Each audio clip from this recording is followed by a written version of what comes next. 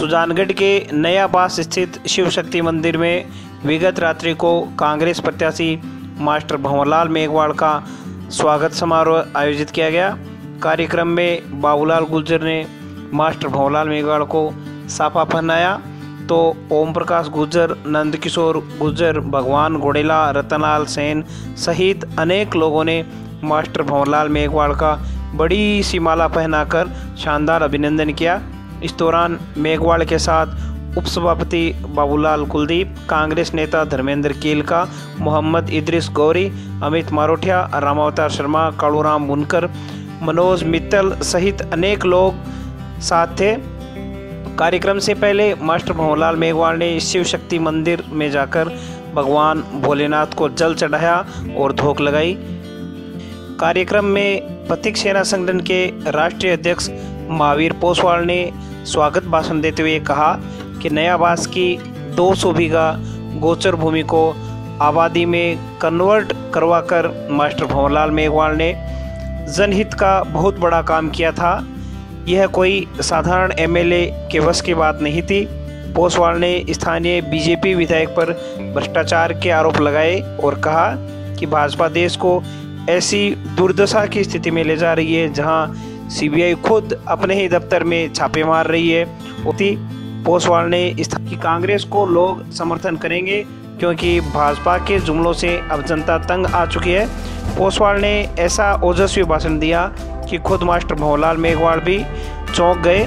वहीं मास्टर भंवरलाल मेघवाल ने कहा कि जनहित के अधूरे कार्यों को करने के लिए मैं जनता के बीच आया हूं, इसलिए मुझे वोट देकर मेरा समर्थन करें ताकि सुजानगढ़ के विकास में ऐतिहासिक कार्य करवाए जा सकें। आप भी देखिए क्या क्या हुआ इस कार्यक्रम के दौरान और बने रहिए ताज़ा खबरों से अपडेट रहने के लिए सुजानगढ़ सूचना के साथ। प्रजातंत्र मिला और ये ऐसे नहीं मिला, लाखों आहुतियां ये जो कांग्रेस के जो कार्यकर्ता थे उन्होंने दी। आज चाहे बात हिंदुस्तान के नवनिर्माण की कोई कर ले, धर्म की कोई कर ले, लेकिन उनसे यदि ये पूछा जाए कि तुम्हारी आहुति क्या है, बलिदान क्या है, कितने तुम्हारे पूर्वजों ने आहुति दी, तो गर्दन नीचे झुक जाती है। कुछ युवा है वो समझ नहीं पाते। मैं कोई राजनीतिक व्यक्ति नहीं हूं, मैं मंदिर के सामने खड़ा हूं, मैं आज तक किसी पार्टी का प्राथमिक सदस्य भी नहीं हूं, लेकिन मेरी भावना जो है वो मैं इसलिए व्यक्त करना कर रहे हैं। यूपी में 1350 युवाओं का है वो खुलेआम मर्डर कर दिया पुलिस ने और कोई बोलने वाला नहीं, जो बोलता है उसको भी जेल में डाल दिया जाता है। क्या ये लोकतंत्र है, क्या प्रजातंत्र है? फिर वही सामंतशाही प्रणाली आ गई। आप निर्णय करिए, सभी युवा पढ़े लिखे हैं, कि कौन जिस प्रदेश में बीजेपी की सरकार है उसका मुख्यमंत्री कौन और गवर्नर कौन है? क्या कोई ओबीसी का, दलित, अल्पसंख्यक है? एक जाति का व्यक्ति है वो मुख्यमंत्री है, एक जाति का व्यक्ति है वो गवर्नर है। क्या ये प्रजातंत्र है? देश वापस गुलामी की तरफ जा रहा है। जिस देश का प्रधानमंत्री झूठ बोलता हो, जिस देश में जो पार्टी शासन कर रही है उसका राष्ट्रीय अध्यक्ष है वो तड़ीपार हो, उस पर इतने मुकदमे हो, वो देश संचालित करेंगे, वो देश चलाएंगे? गुरुजी अभी टोंक से फोन आया जिस दिन यूनुस खान जी को टिकट मिला। मेरे एक एडवोकेट है नेक मोहम्मद जी, उनका फोन आया कि भाई साहब यूनुस जी आपके उधर के हैं ना? मैं क्या हाँ, हमारे यहाँ टिकट मिला है। मैं क्या केवल टिकट ही दिया है क्या? बोले कैसे?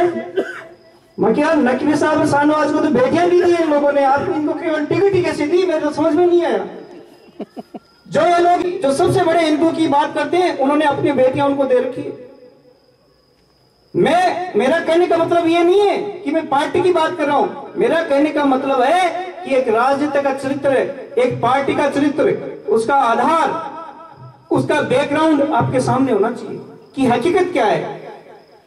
हकीकत सब चीज सामने होनी चाहिए।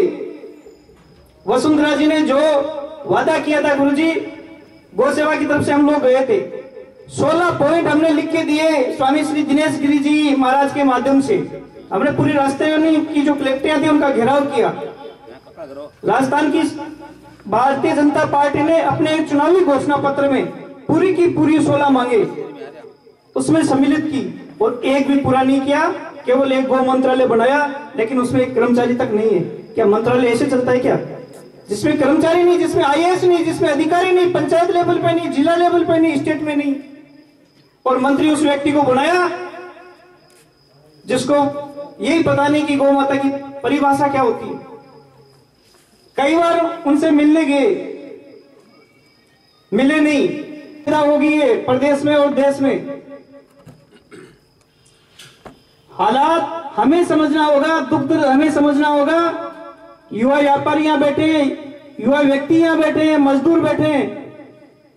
आपको पता है 2000 रुपए का नोट कितनी मुश्किल से मिल रहा है। दिहाड़ी नहीं है, काम बंद हो गया। आपने देखा होगा दिवाली पे मेरे यहाँ जो दुकानदार है ये कह रहे थे कि भाई साहब बहुनी नहीं की, मतलब धनतेरस से पहले दिन की बात है। मेरे यहाँ के व्यापारी के भाई साहब बहुनी नहीं की। पैसे नहीं है, हकीकत बात ये लोगों के पास पैसे नहीं है। पैसे सिर्फ 30-35 कंपनियों के पास हिंदुस्तान का पूरा पैसा चला गया। मैं एक सामाजिक कार्यकर्ता के नाते ये बात कह रहा हूं, कोई राजनीतिक व्यक्ति के नाते ये बात मैं नहीं कह रहा हूं। रिजर्व बैंक का गवर्नर, उन्होंने अपनी मर्जी से थोपा, रात को नोट बदला दिए, वो रोता रहा। सीबीआई के ऊपर सीबीआई छापा मार रही है। आप किससे आशा रखोगे? देश की जो सर्वोच्च न्यायपालिका है उसके जज चौराहे पे आके प्रेस कॉन्फ्रेंस कर रहे हैं। ये देश की प्रजातंत्र प्रणाली है क्या? ये लोकतंत्र है? सीबीआई पे छापामारी की, ये भ्रष्ट है, वो कर रहे, ये भ्रष्ट है। जो व्यक्ति जिनके ऊपर जिम्मा देश की सुरक्षा व्यवस्था का है, जिन लोगों पे जिम्मा पारदर्शिता का है, जांच का, और वो लोग यदि भ्रष्ट हैं तो फिर हम विश्वास किस पे करेंगे? विदेशी दौरा पे जाने वाले प्रधानमंत्री जी कभी देश में भी आते हैं? कभी महारानी, आप बताइए, आप इतने लोग बैठे हैं, मुख्यमंत्री से कौन लोग मिल के आया? कभी अशोक गहलोत जब मुख्यमंत्री था ना, व्यक्ति को मिलने नहीं जाना पड़ता था, लाइन लगती थी, खुद जाता था भिखारी की तरह, पब्लिक को कुर्सी पे बैठा था, खुद एक एक व्यक्ति से मिलता था। वही राजेश पायलट की शैली थी। जब भी जाते, पायलट साहब के 3 कार्यालय मेरे कार्यालय में खुले थे जयपुर। गुरुजी, मैं राजनीति में नहीं हूं, मैं कभी आपके पास पहले भी जब मंत्री थे कभी डिजायर लेके नहीं आया, मैं आज भी कह रहा हूं। लेकिन आपने जब यहां आप 15 साल पहले आए थे, 20 साल हो गए, 20 साल पहले जब आए थे ये जंगल था और हमने आपसे एक सड़क की मांग की। शहर इधर है, ये मंदिर है, लेकिन हमने आपसे आग्रह किया कि इधर आगे बस्ती और एक मंदिर है। आपने एक घोषणा की कि मैं ये वार्ड है, मुझे वोट नहीं देता, ये बीजेपी का वार्ड है। फिर भी आप लोगों ने मुझे इस मंदिर पे बुलाया। ये सड़क गुरुजी देके गए थे, शिव मंदिर से शिव शक्ति मंदिर से शिववाड़ी तक। आज के 20 साल पहले जब सड़कें नहीं थी, गुरुजी आए, एक बात करके गया था कि मैं सड़क देके जाता हूं, हम दोबारा नहीं गए। मास्टर भंवरलाल मेघवाल ऐसा शेर दिल इंसान था जिसने विधानसभा में आवाज उठाई, कानून चेंज करा के यहाँ पट्टे बनवाए। कोई है सूरमा ऐसे राजस्थान में? क्या गलती निकालोगे? मास्टर जी अखड़ बोलते हैं, हमें भी नाराजगी है, लेकिन जो बिदाम होती है उसका छिलका बहुत कठोर होता है, उसको फोड़ के अंदर से देखो क्या है। मैं भी कड़ा बोलता हूँ, ये मोहल्ले के ये सारे बहुत कड़वी बात करता हूँ, लेकिन मैंने कभी चंदा नहीं लिया, मैं राजनीति और दलाली नहीं करता हूँ। और कोई मेरे घर आके, कोई भी मेरा दुश्मन भी ये काम के लिए बोला तो मैं चप्पल नहीं पहनता, सीधा निकल जाता हूँ, क्योंकि हमारी भी शैली, हम काम करते हैं, हमें अच्छा व्यक्ति चाहिए, हमें 2 भाषा बोलने वाला व्यक्ति हमें भी पसंद नहीं। मास्टर जी आप आए हो, बहुत सी ऐसी बातें, मैं भी पूरे राजस्थान में जाऊंगा, आपका इंतजार, आपको जल्दी इसलिए बुलाया क्योंकि हमारे भी काफी जो परिचित मित्र हैं वो चुनाव लड़ रहे हैं। पूरे राजस्थान में हम जाएंगे, 7-8 स्टेट के हमारे कार्यकर्ता कल परसों आ जाएंगे। हम आपको इस मोहल्ले से आश्वासन करते हैं गुरुजी कि आज तक आपको इस वार्ड से जितने वोट नहीं मिले उससे ज्यादा वोट दिलाएंगे। ये बात मैं मंदिर के सामने बोल रहा हूँ, आपको वोट नहीं मिलेगा। जो हम चाहेंगे, जो मास्टर जी उस पर हाथ रखेंगे, ये पोर्टफोलियो मुझे चाहिए, यदि वो सीएम बनता है तो वो पोर्टफोलियो मिलेगा। और हम हमारे लिए नहीं, इस सुजानगढ़ उपखंड के लिए, सुजानगढ़ की जनता के लिए हम ईमानदारी से काम करेंगे, क्योंकि मास्टर जी सब देख चुके हैं, सारा अनुभव है। 2016 में पानी आने वाला था, पानी हमारे आंखों में आ रहा है, ये मास्टर जी की देन थी। और सिविल लाइन की स्थिति, पीछे वाले तो चैम्बर नीचे, आगे वाले ऊपर है, पानी कहां ले जाएंगे भगवान जाने, कहां अधिकारी गए, कहां जनप्रतिनिधि गया, कभी मीटिंग ही नहीं ली उस भले आदमी ने।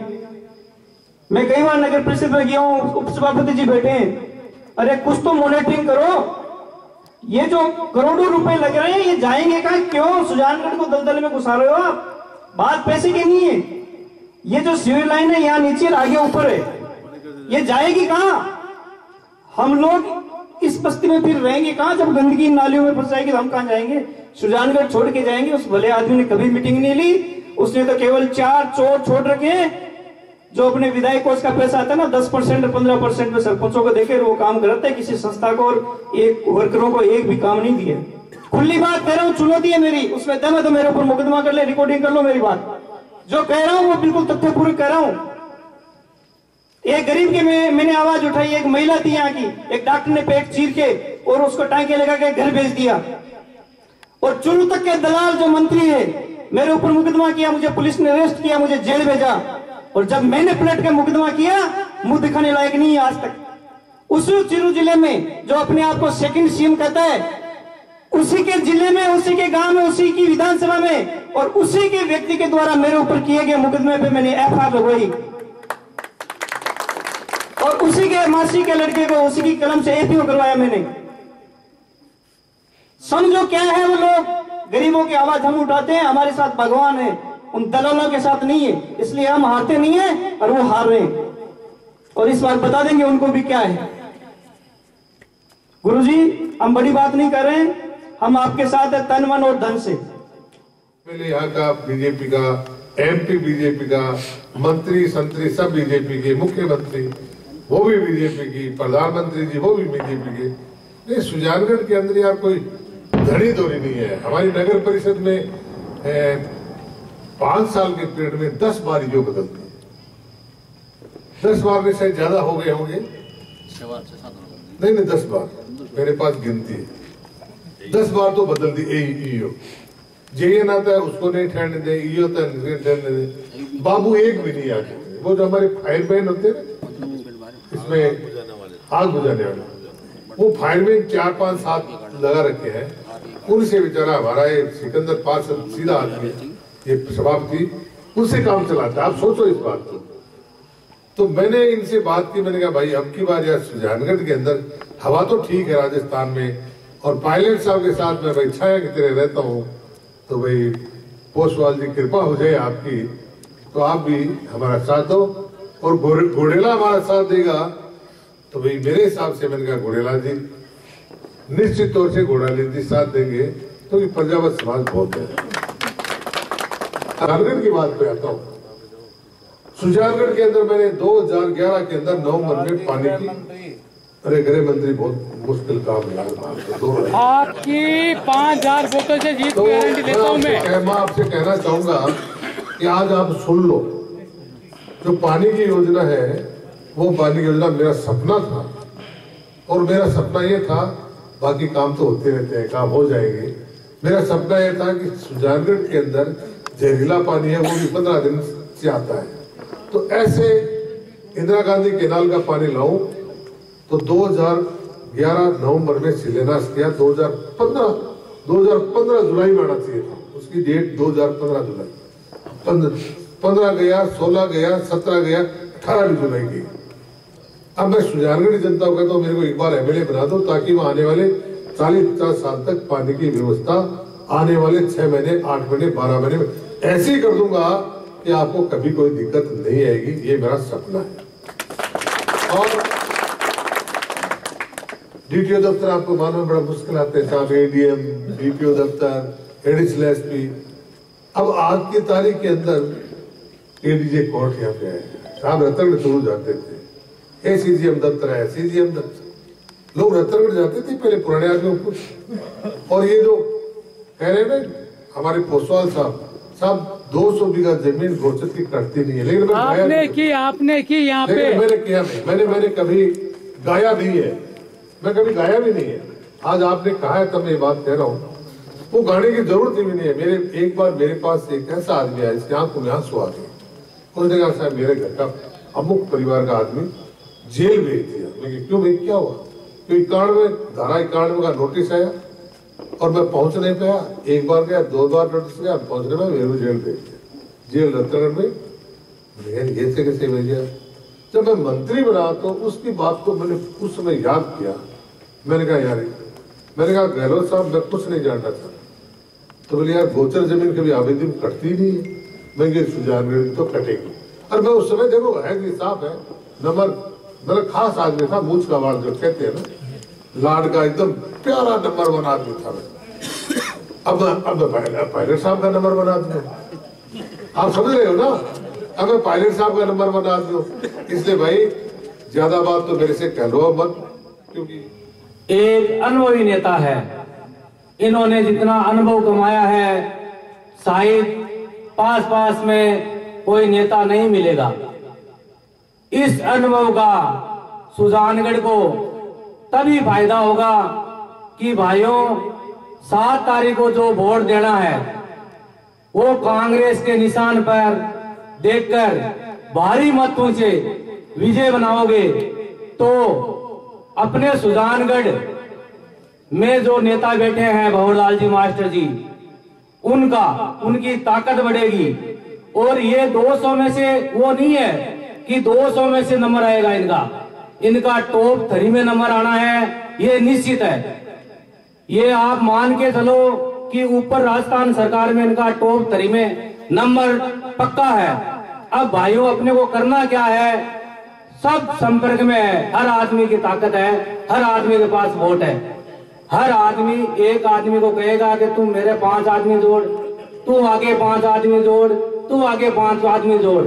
भाइयों काम करो, काम में कोई दिक्कत नहीं है, लेकिन सबसे संपर्क करके एक बार मास्टर जी को एक बार आप जिता दो, फिर सुजानगढ़ को एक अनुभवी नेता जो सब जानता है वो काम करेगा तो काम में कोई कमी नहीं आएगी। सुजानगढ़ का ये सौभाग्य है कि आज मास्टर जी कह रहे थे कि मैं चुनाव नहीं लड़ना चाह रहा, आज ये लड़ रहे हैं, अपन जिता देते हैं। तो भाइयों सुजानगढ़ में जितने भी कामों की कमी है मास्टर जी को सब पता है कि यहाँ क्या करना है, ये क्या करना है, अपने को बताने की जरूरत नहीं है, खाली अपने को तो करना है, तो वोट देकर विजय बनाना है।